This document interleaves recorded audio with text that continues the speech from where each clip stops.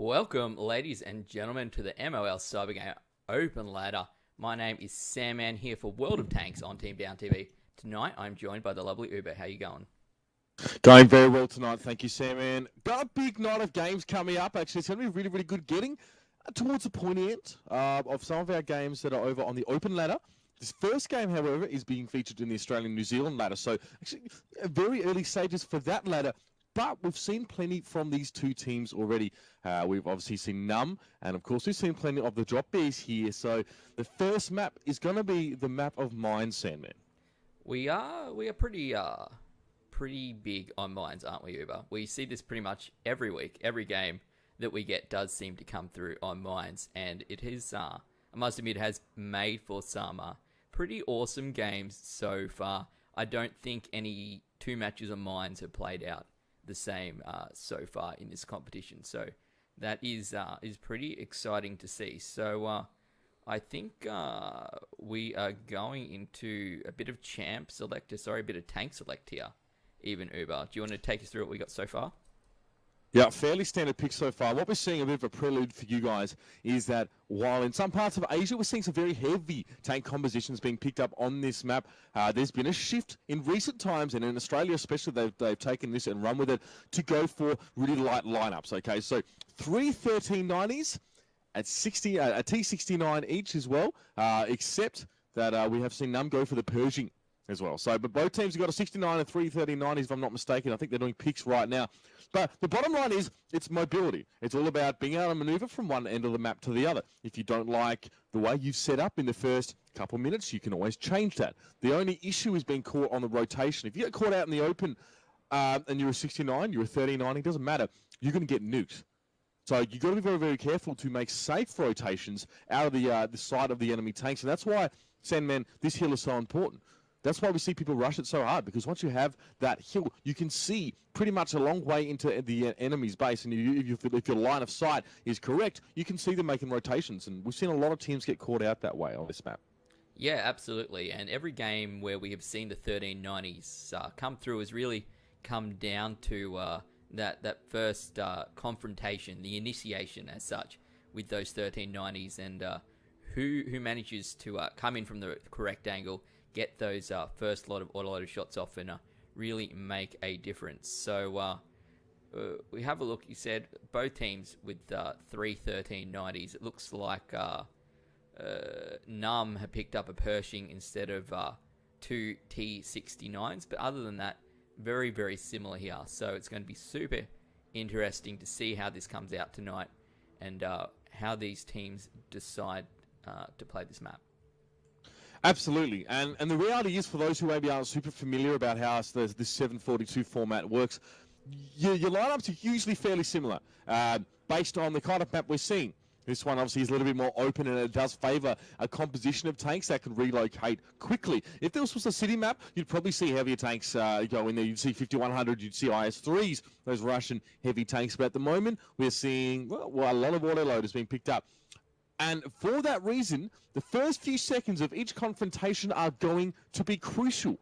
You can nuke a tank in a matter of seconds here. If you have 3 1390s rolling around, which is more likely you'll just see two, and another one will split off maybe to the island from either side. But the amount of burst damage that can be done in 5 seconds, that's, I think, almost 3 shots from 1390s, and 69 even more so. So these tanks, the 39's got 6 shells, the 69 has 4.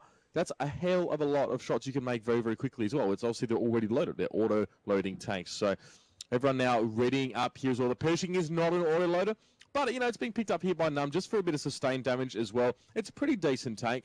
I mean, the gun's not amazing, but it does have a fairly hard head. It does move around fairly quickly as well. Got a decent rate of fire. It's kind of, I guess, for some people, the reason why they like to take the some type of the Chinese equivalent of the IS-3 because of that rate of fire. But Pershing's good. It's got good side range. It's a lovely medium tank to be taken on this map, Sam. So it's going to be mines at this stage. And, as we said, a lot is going to happen in the earlier stages. And from NUMB, we've usually seen some fairly focused play. I think they've done reasonably well. And to be honest, the drop bears have actually, I think they upset Avant-Garde on this map, or someone similar anyway. So these teams probably feeling fairly comfortable.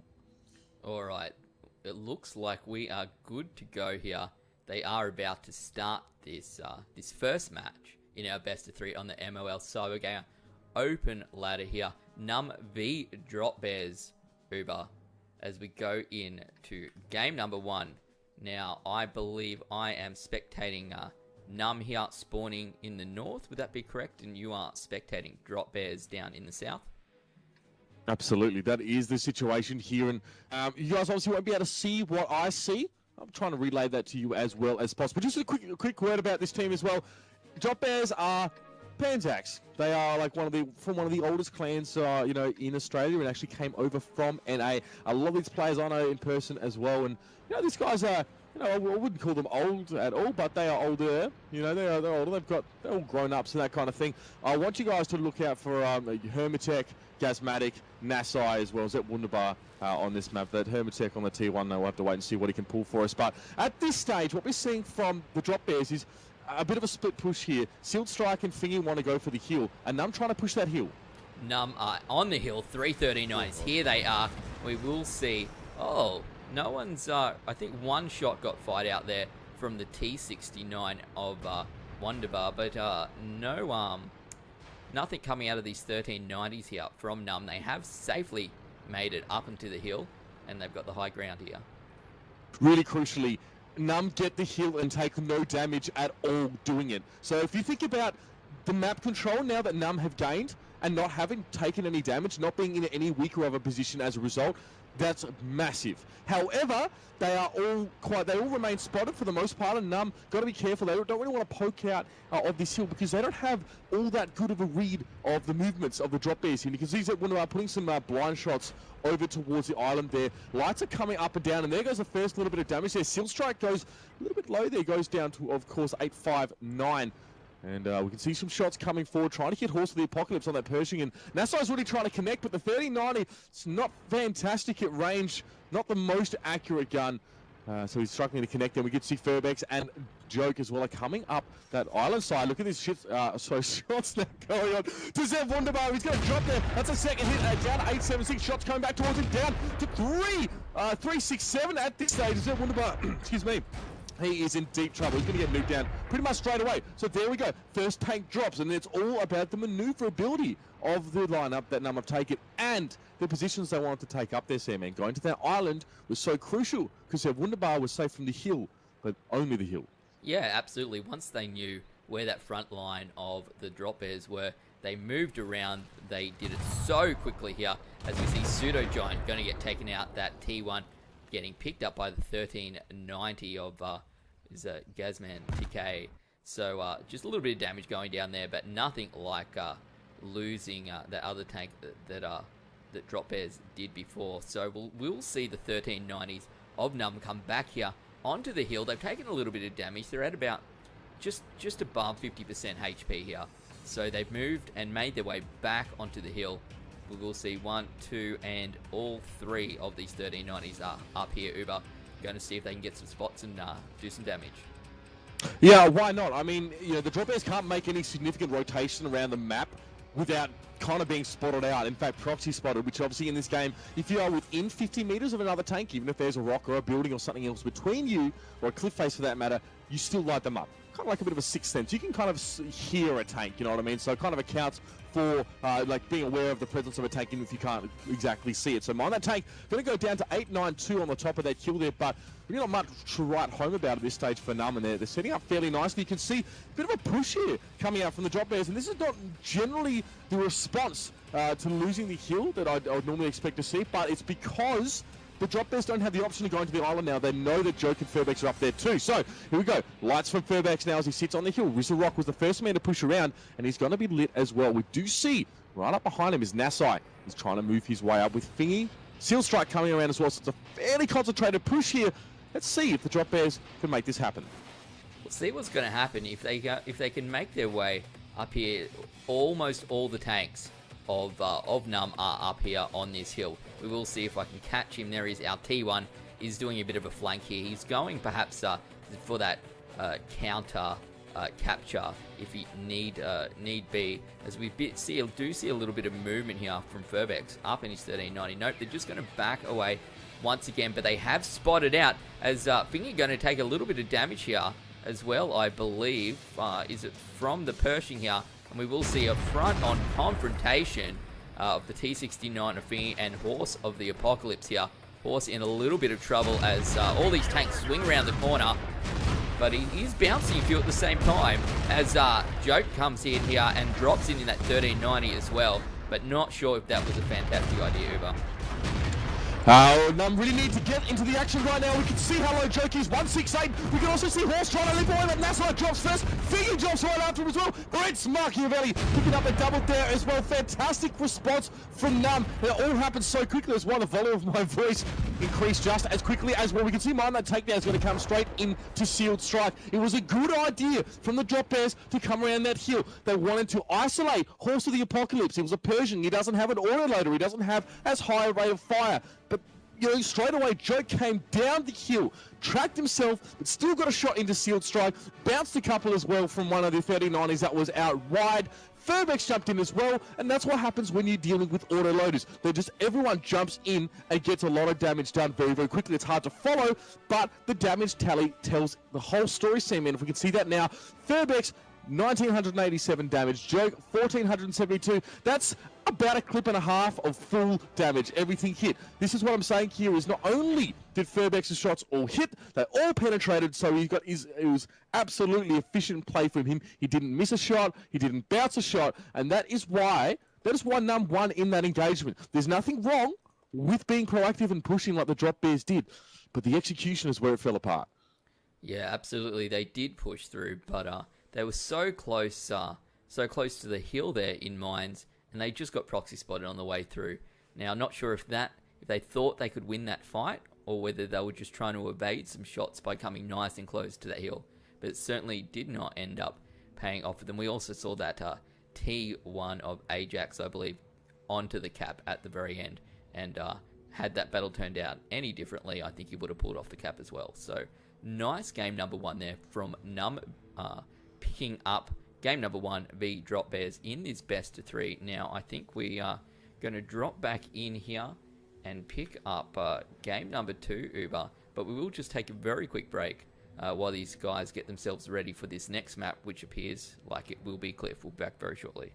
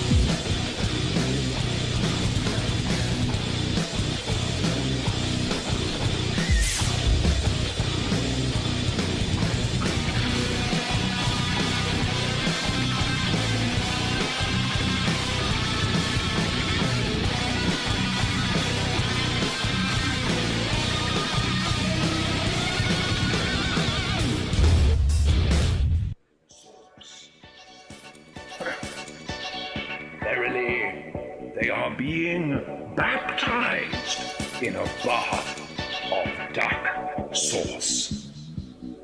Ergo, duck sauce is to become their nom de plume. It's you, it's you, it's you, it's you, it's you, it's you, it's you, it's you.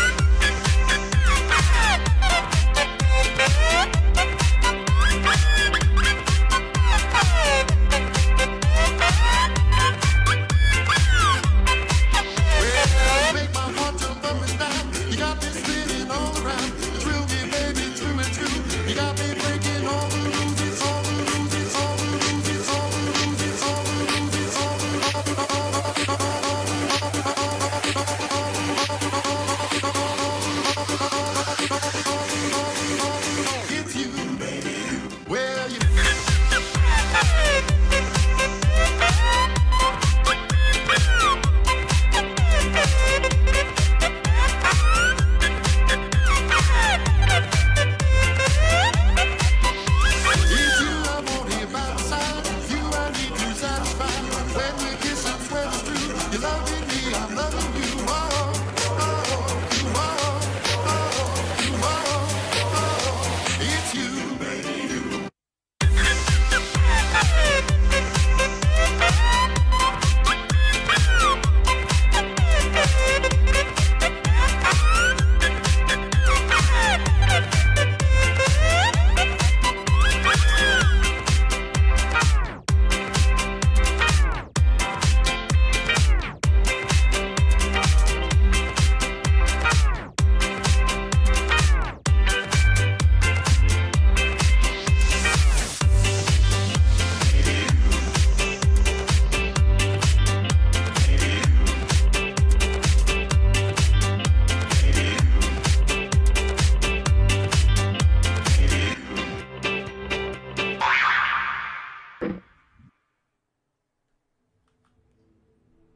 Alrighty, guys and girls, we are back on the MOL Cybergamer Open Ladder. My name is Sandman.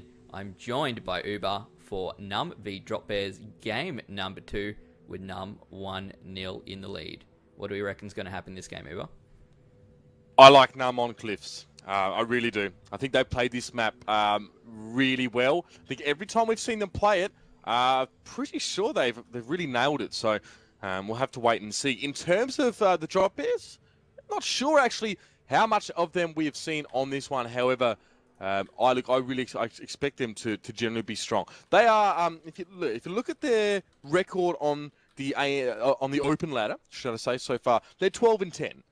All right, they have definitely had their fair share of wins over those losses as well. Number 10-5. So like, I mean, by the books, you could say NUMB are performing a little bit better, and they are up a fair bit higher on the ladder, but the Drop Bears, they have played more games, okay? And these guys have been playing together for quite a while. They really do know what they're doing. They're definitely not pushovers when it comes to World of Tanks. And I expect to see them really put up a fight here. But they've given away their strategy, I think, already, Sandman. They've already given away. Can you help me out here? With this 4-1-6, okay? Yep. I'm a bit of a noob to the World of Tanks scene. Can you explain this to me? What is the deal here? What is it? I haven't seen it on our ladder before. All right. So this is probably one of the few maps, maybe this in Prokhorovka, where you might see the object 416. It's a tier 8 Russian medium tank, and there are a few things about it that are quite unique. And the first one being that it actually can't rotate its turret around fully. It's not able to, it can't shoot behind itself. So like most tanks have those turrets that can rotate fully. Like the ELC AMX, this one only has maybe a 60, 70 degree, or maybe a little bit more for this one actually, should I say. 120, I think, is more accurate. 120 degrees of rotation. So when it comes to dogfights, this tank is tripe. However, its gun is quite powerful. It's a 100mm M63. And it hits pretty hard with a damage of 320. That's average alpha, and a penetration of 201. It's got a good rate of fire as well, like for that kind of gun, and it's fairly accurate. And the reason why you see this tank picked up is not to dogfight, but if you could see on the map now, you see there where the red flag is, right? And then you can see a little bit to the right, there's an outcropping. Teams take an object 416 and they sit him right up the back on this outcropping. All right, it's elevated. He has a pretty much a view of the entire map, and he uses the information relayed to him by his team with the spotting that they've done over in the middle to take shots from there. Really important pivot point on this map for this team. So to that end, the Drop Bears will always have that source of constant damage. And the first team to do this was Na'Vi. And they over in the Russian CIS leagues, and they nailed it. And people straight away picked this up because it was such a. They always kind of had a source of constant damage. And the thing about Cliff, and I'm rambling on here, but the thing about Cliff is you want to set up crossfires, right? And I said this before. You want to put the enemy team in a position where you can shoot them from multiple angles. So even if they trade evenly with your tank, you've still got tanks that are putting down free damage. That is the key to this map, and that's what NUMB do really well. They set up nice crossfires using the area over at E3 and F3, and also over at E6 and F6. So they use that area, the rock there, to get some shots around. But I digress. Sandman, you're going to be rolling out with the guys from the Drop Bears. I will be rolling out with the Drop Bears here from this northern spawn position. We have a look. We have one AMX 5100, two 1390s, the two T1s, the T69, and that 416 as we talked about before. What have you got from that southern position, Uber? Okay, so at this stage, we're seeing 339 is a 69 and a Pershing. Again, same lineup that the guys from NUMB took last map. So there, as you can see, Northern Spawn is not forcing, but it's definitely motivating the guys from the drop airs to take that 416. And if you see him, obviously on the stream, you might be able to see a little bit more about what that is doing. But for the moment, Ajax in the T1, he's going to be heading up onto that 2 line just to passively spot that corner. As soon as he sees someone, he's going to duck right back. The first spot comes out, and that's Nassai on the 1390. He'll probably try and get some targets lit up for old mate Rock sitting up the back there. But so far, we can just see fairly standard positions. Gazmatic there up on the hill, and NUMB a little bit late to the party, and you've got to be careful if you are slow to get from your base sort of to that hill, you can take some free damage. But NUMB are there; they're pretty well dug in. What's happening over on the side of the drop airs? All right, from drop airs, we will see the AMX 1390 here. She's pulled up onto that E6 square, along with... Oh, we will get the spot out here from that Pershing of Prince Machiavelli, who takes 239 damage from one nicely placed shot. I think it must have been a proxy spot here. We will obviously see that 416 back here on the hill, just holding back. He may have actually been the one who did the damage. We'll have to have a look. We'll see if we can find out a little bit later on. And we do have our 5100 up here on that E7 square, just hiding back in these rocks. So they're kind of holding position here, Uber. They have those light tanks sort of in a line across between C and E here, as we do get another spot coming out in the middle. Yeah, a little bit sloppy there as Fingy takes a hit from Prince Machiavelli. He probably shouldn't be standing out. He didn't realise he was lit, I guess, but he should have light bulb on that tank. He should have Sixth Sense. He kind of stood out in the open there, and Prince Machiavelli just came up with the fantastic hull down off the Pershing and took a shot there. And I think you're right. I think it would have been the 416, or could have been that 69.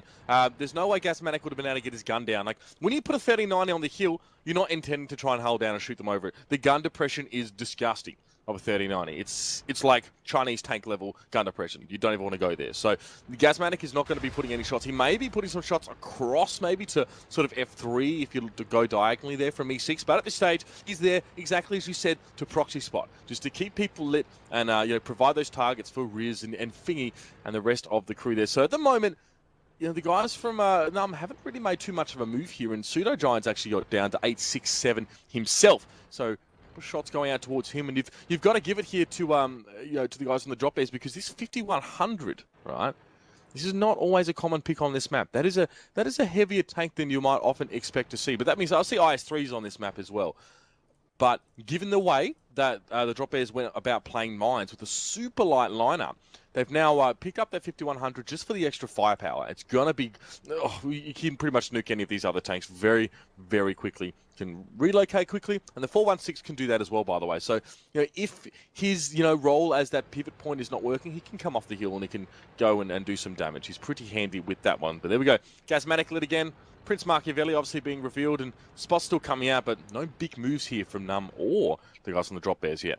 No, it seems like Prince Machiavelli a little bit stuck here. We will see Gasmatic does keep poking his head to see if he can get those proxy spots in, just pop himself forward. I'm surprised the Pershing hasn't dropped back a little bit, but it's certainly a different... He wants to spot A5. Certainly he a wants different... to get a spot on, he wants to get his spots Riz gone. He doesn't... Oh, there we go. Shot coming out. Not sure if any damage going down there or not. Oh, Gasmatic getting a fair bit of damage onto him then. He probably should not have poked. We will see that 1390 of Furbex there, just sort of sitting in the middle along that F line. And shots going across, but other than that silly little poke from Gasmatic, not much going on here, Uber. Yeah, sorry to interrupt you there. Basically, just wants to try and use a sight range to try and maybe get a light on A5.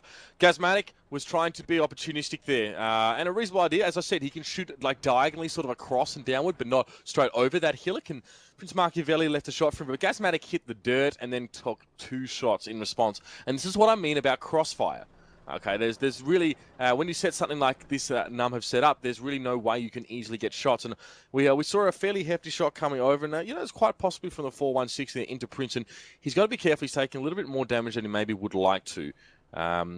Because he's not an autoloader, he can't really just let all his shells go before he runs out of health there. But so Hermitech takes down Ajax there over on that one line. And it's actually a fairly important passage of play there. Ajax probably scratch his head about that one there. It's not really what he wants to happen. So that whole 1 and 2 corridor is a bit open now. It'll be Pseudo Giant or Horse of the Apocalypse if he comes forward that can spot that one. So there is potential maybe to push a 5100 up on that side or make a move that maybe NUMB aren't aware of at this stage. Crossfire still being set up here. I don't know. NUMB not really as impressive as they have been in the past. You can see Horse here. Horse of the Apocalypse actually sitting over at just F3. He does have shots on Gazmatic if he does break up too far, and that's going to be the downfall of that 1390 if he does. Good news, though, is that Boozer's still looking pretty healthy. Furbeck's still looking pretty healthy as well. They're going to try and make a push around the back of that big rock on the right-hand side. So you can see there should be a T1 that is kept over at C8 for the guys from the Drop Bears. If not, something else, at least, to spot this out. There's Zev Wunderbar there. He's going to get nuked pretty straight away if Furbex can actually make the shot. That is a bit of a shocker, and he's whiffed that completely into the dirt. Crucially, a shell being wasted trying to take the T1 and missing now. NUMB might just have to pull back because the cat's out of the bag on that little maneuver. As interestingly enough, we will see the 1390 here from Nasai. He's actually pushed up onto this F3 area, and he's swinging around behind Pseudo Giant here. We'll see if he's going to pull some shots off. There goes one, down to 619 HP, down to 360. Nasai takes a bit of damage himself. He will take another shot from behind. He's going to try and get himself out of here, down to only 150 HP. Shot going over the top, and he does pull his way out, as I think we have some more battles going over here with Gazmatic here, as Furbeck's trying to push over the top here, Uber.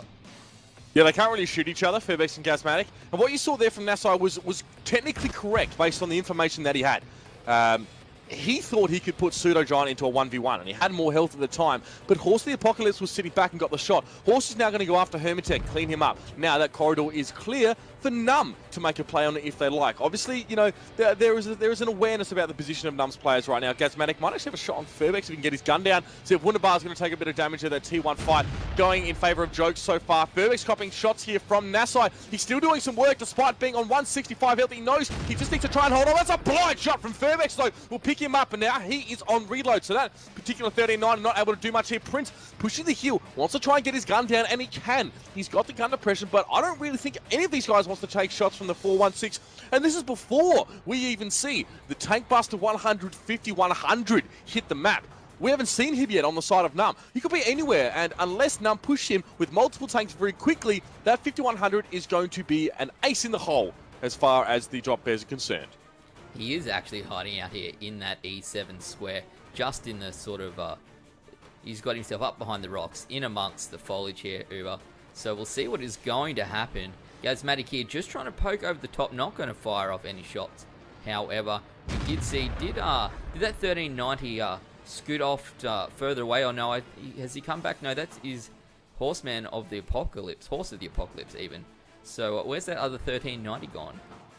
Okay, well, basically, Horse has actually come towards the middle with Furbex now, and Pseudo Giant, the one that went really low to Nasai, is still in the same spot. What is more concerning is that Boozer is actually going to make a push here himself, back where Nasai died, and you can see shots now. They come around behind Gazmatic. That's a crossfire, if I've ever seen one. Now, Risen Rock being spotted on that object, 416. He's in a little bit of danger, having come so close now, because he cannot handle himself if he gets pushed. He's not an autoloader. He only has 150 degrees of turret rotation on either side, all up, right? So there's not a lot of firepower there. Thingy, of course, is an autoload. He's now had to turn tail and run, dropping shots from behind. Prince doesn't want to push that hill because he still hasn't seen the 5100, but now it looks like the Drop Bears are trying to work their way across. There, the light goes out towards the 5100 here. Shots going out. Tank Buster gets revealed and hits straight away. That's one shot. Look at Horse as he pushes around. Oh, my Lord. Tank Buster goes down to 634. This is not good at all for the Drop Bears. Tank Buster goes down. 0 damage done. Only just got revealed and is going to get dropped. That is a massive play for NUMB now. Only the 416, the 69 and the T1 left for the Drop Bears. Yeah, that was really unfortunate. The 416 came across. They had that T69 as well, and they thought that perhaps their best bet was to make a run for it here. As we see Wunderbar actually getting taken down very, very low here from their 8 HP T1 on the NUMB side. We will see getting very, very... We will fought this battle out. We will watch this battle out even as Wunderbar will take out the win on that one. Here we see the 416 in a little bit of trouble. He's going to get tracked up here. Going to take 256 damage. along with Fingy here, in a little bit of trouble. And the draw is coming out. I'm not even 100% sure on what we're running. 8-point rule, are we, Uber? Yeah, no. So 8-point rule, I think the game definitely goes in favour of NUMB. If I can actually check here, so 40 plays, yeah, absolutely. So I mean, NUMB are ahead by about 33 tier points. So huge win for them. Wow.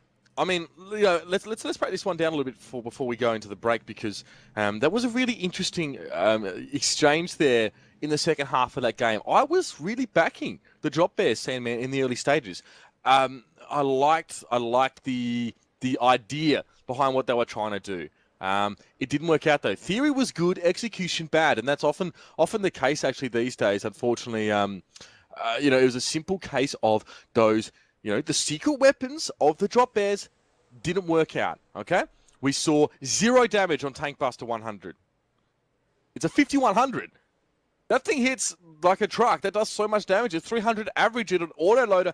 It's nasty. But, Tank Buster wasn't able to maneuver himself into a position. It was the perfect pincer maneuver from NUMB. They bided their time. They took a bit more free damage than I think they would have liked to early on, but they capitalized on it. Riz the Rock. Object 416, we talked about it, why it was picked up and how it was used. He made 4 shots, okay? He only got 1 direct hit. 1 hit. I didn't see, personally, exactly what was being done there by the Drop Bears. I assumed he would have gone to that A5 spot. But after that, he had to come forward. He had to back his team up because it was a war of attrition that NUMB were winning slowly. I liked the play that Nassai made on the 1-2 line to try and come up the hill and go 1-to-1 with Pseudo Giant, because he was already a bit lower. If Nassau had the first shot, he would have come out with about 600 health, or at least he would have taken 2 less shots overall from a full health, if that makes sense. But it was a good situation for him. But NUMB don't let you do that. NUMB don't let you get free damage. It was like they had a crossfire. It was like crossfireception, because Pseudo Giant was part of the crossfire in the main part of the map, and then Horse of the Apocalypse was overwatching on Pseudo Giant as well. So everyone had a buddy, almost. Horse of the Apocalypse, 13 shots fired, 11 penetrations, 2,000 damage. Great work to him. And again, the scoreboard tells it all. Damage done by NUMB, far the victor, I guess, in this case. And to be honest, both T1s on the side of the Drop Bears did more damage than Tank Buster in the 5100 and Fingy in the 69. That's not good. It's so interesting for me how, for me, this almost comes down to when Nassai was so close to making an impact, to having an impact there on that western side of the map. If you'd just taken out that opposite 1390 instead of getting taken down by that blind shot, we would have seen the 5100 probably make it through. It just would have been, it's just an interesting concept that really, if Nassau had pulled off his little flank there, then perhaps things would have turned out completely differently. But in the end, Drop Bears going to get taken out here by NUMB. That, I believe, will make it 2-0 Uber, which means that we will be moving on very shortly to our second best of 3 match tonight, which will be NUMB again versing this time One Blood. So that should be coming up very, very shortly. Don't go anywhere, guys. We'll be back with this next best of 3 between NUMB and One Blood on the MOL Cyber Gamer.